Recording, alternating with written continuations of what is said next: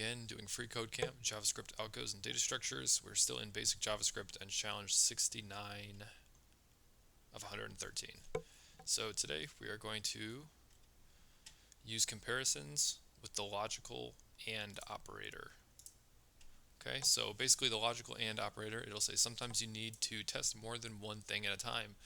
The logical AND operator, which is a double and sign, ampersand, returns true if and only if the operands, meaning the the operations to the left and the right are both true. Okay, so we could say if num is greater than 5 and num is less than 10, return yes. So we have two nested if checks here. Basically, if only if the number is greater than 5 and less than 10, it'll return yes.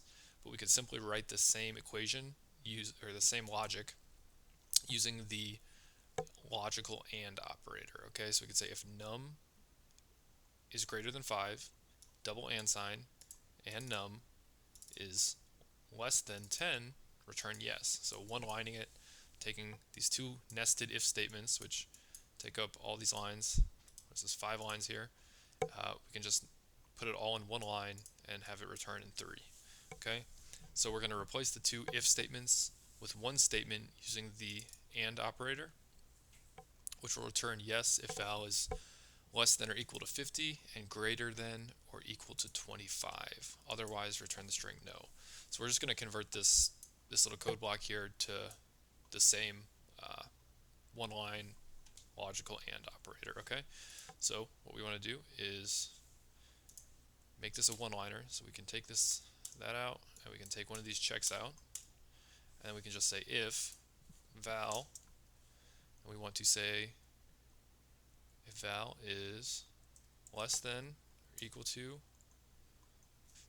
50, and gotta have two of them, val is greater than or equal to 25, return yes.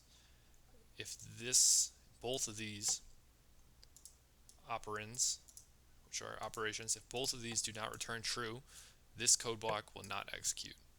So then it'll return no.